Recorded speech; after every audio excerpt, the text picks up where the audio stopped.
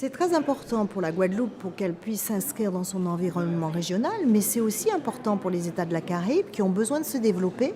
Et nous avons une ressource, nous avons une compétence, nous avons un savoir-faire qui les intéresse, notamment dans le domaine de la formation, dans le domaine de la santé, avec la plateforme du CHU qui va être reconnue comme une plateforme performante. Donc les Caribéens peuvent venir se soigner en Guadeloupe et en même temps ils peuvent découvrir et nous pouvons avoir un volet tourisme. Donc il faut non pas imaginer reproduire les mêmes politiques en essayant de faire croire qu'il n'y a que des solutions financières. Il faut aussi chercher des solutions alternatives. Ça ne veut pas dire qu'on remet en cause le modèle de développement et la relation que nous devons avoir avec l'Europe et avoir avec notre pays France, mais nous devons aussi compléter ce modèle avec d'autres perspectives et la Caraïbe ouvre cette perspective.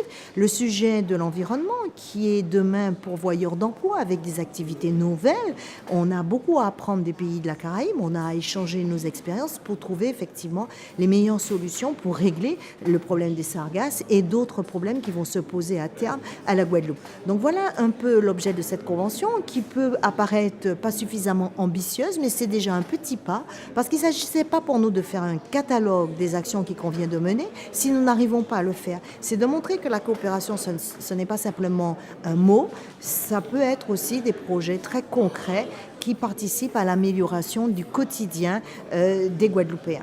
Il ne faut pas demander à une collectivité de régler ce qui ne relève pas de ses compétences parce que vous savez que la question des visas, relève de l'État, c'est du domaine du régalien.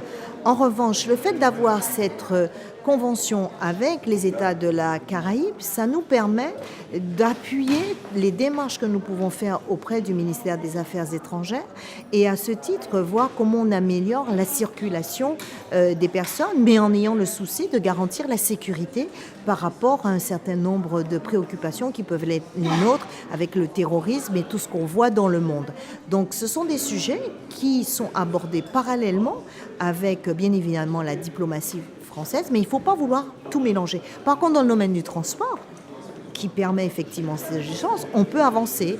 Et la preuve, c'est que j'ai rappelé que le programme Interreg finance Carib Sky, qui est un projet porté par Antilles Express avec la compagnie Liat et Winair pour faciliter les interconnexions et permettre demain qu'on puisse avoir 46 lignes aériennes de plus, ce qui va faciliter les déplacements et les échanges avec la Caraïbe. J'en ai pas formulé la demande. Vous savez, à l'occasion des débats, chacun s'exprime.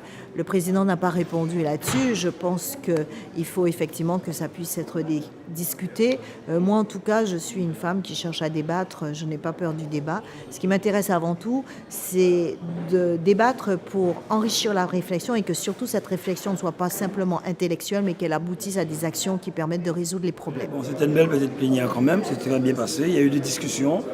Il y a eu des questions posées, des inquiétudes, ce qui est normal.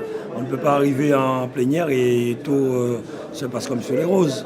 Effectivement, c'était une décision modificative parce que nous avons une très bonne capacité d'autofinancement. Donc il nous fallait 12 millions supplémentaires pour ajouter sur tous les travaux routiers que nous faisons sur les communes que nous accompagnons et nous avons commencé. Nous avons aussi effectivement l'adhésion à l'OCE. Madame Panchard fait un bon travail, elle a commencé depuis quelque temps. Donc nous poursuivons ce travail de manière à ce que la Guadeloupe puisse, comme la Martinique et les autres pays de la Caraïbe, être ensemble. Je le disais, nous sommes peut-être parmi les rares régions à ne pas parler anglais. Il y a l'économie, il y a la culture, le sport, l'éducation, la santé. Ce sont des dossiers que nous pouvons partager avec les pays de la Caraïbe. Donc il fallait que nous y allions.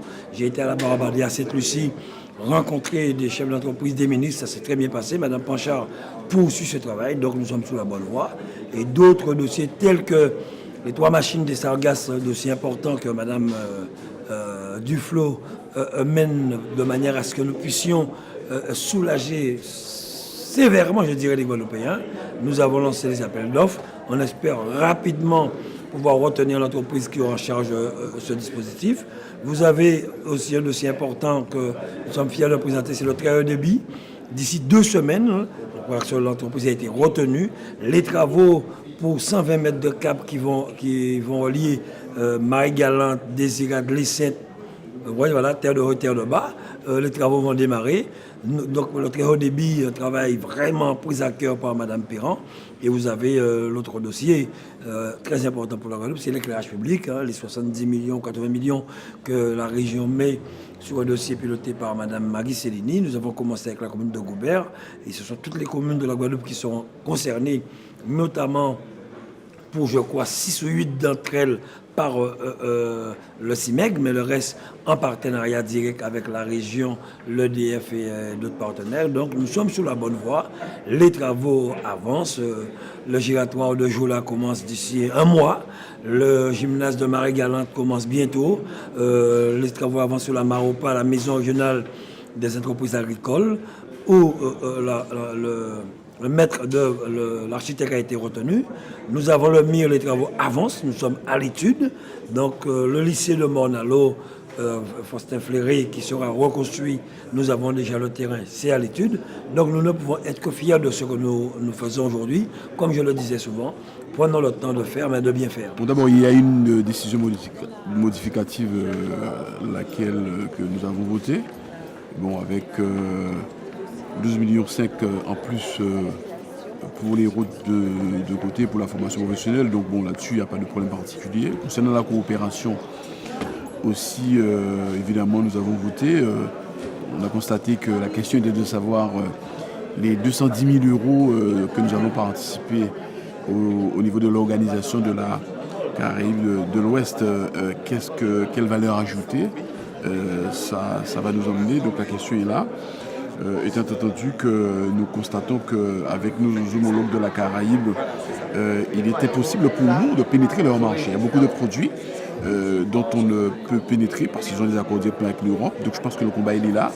Par exemple, en Antilles qui est à côté, vous avez de l'eau de l'île Fidji qui est consommée.